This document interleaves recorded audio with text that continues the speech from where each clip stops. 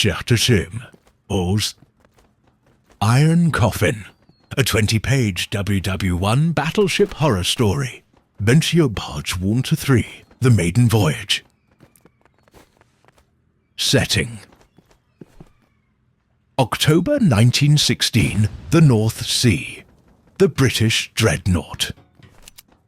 HMS Vindicator. Sails towards the Battle of Jutland. Its crew tense but proud.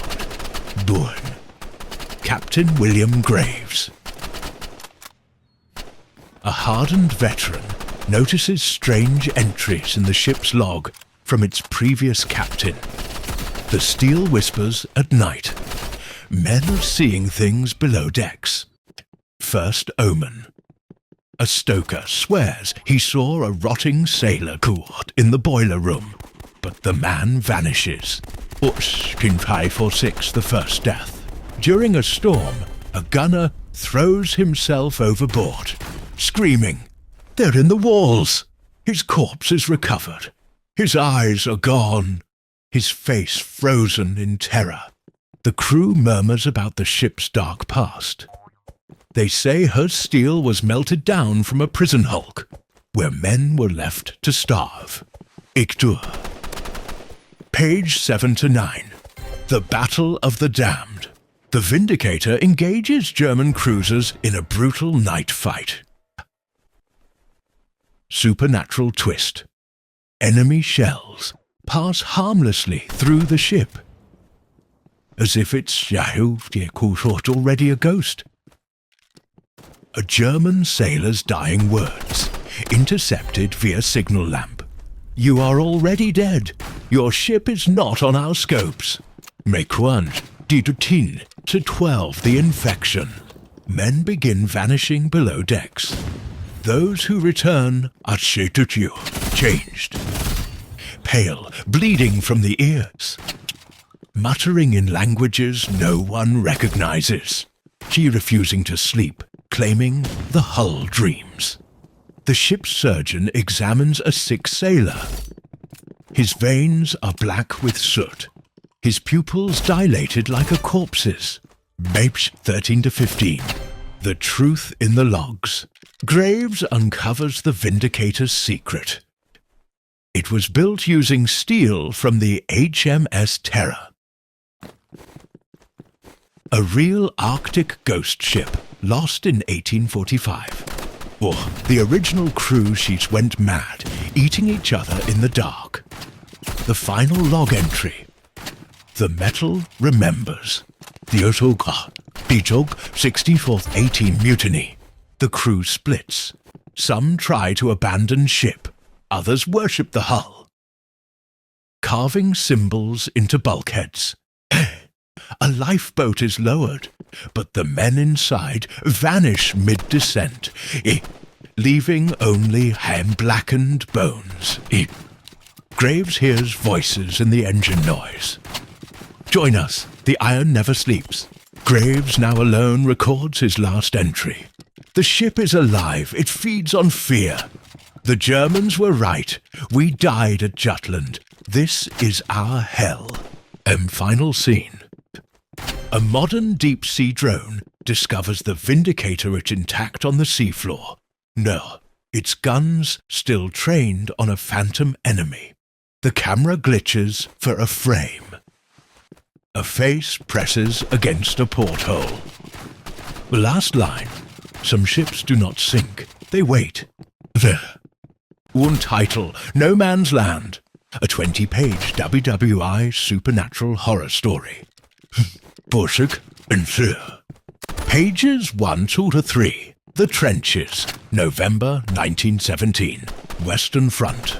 Private Thomas Whitford, a British stretcher-bearer, crouches in a waterlogged trench near Passchendaele. The air reeks of chlorine mud and rotting flesh. The night patrol.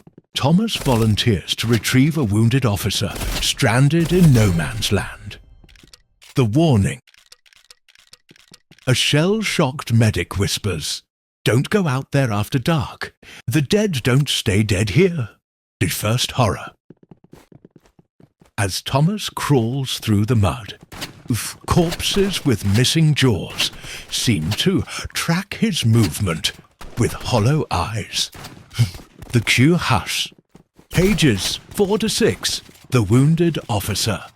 Thomas finds Captain Ellis.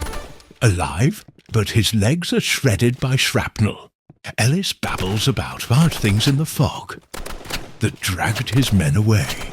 As Thomas drags him back, Ellis suddenly screams, pointing behind them. They're coming! The ones who learned how to die.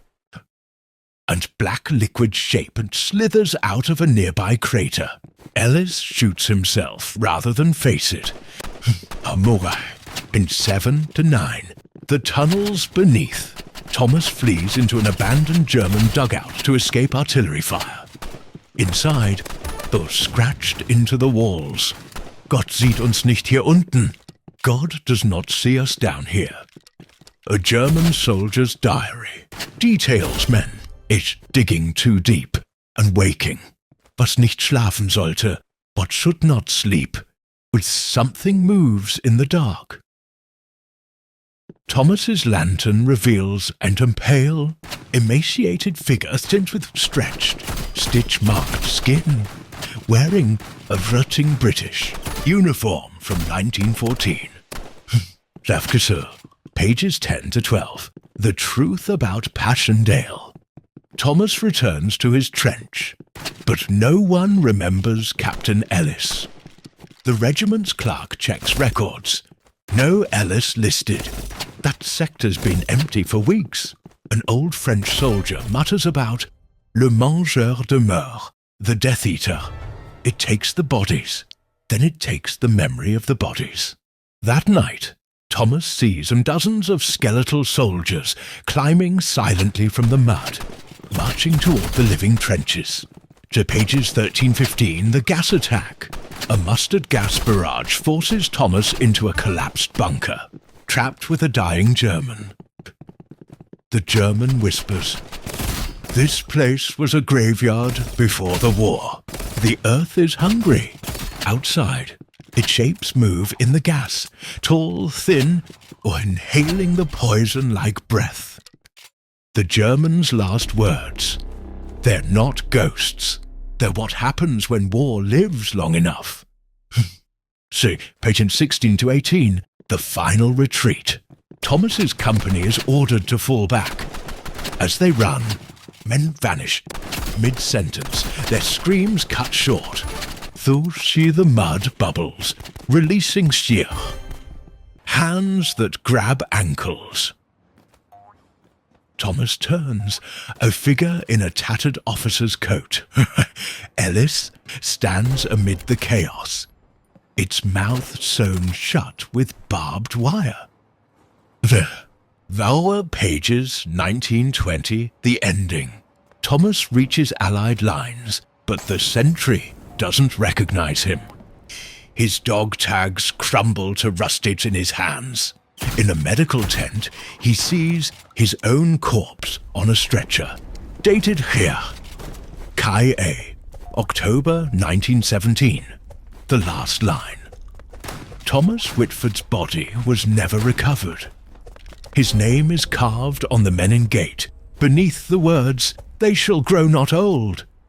But in Passchendaele, nothing stops growing old.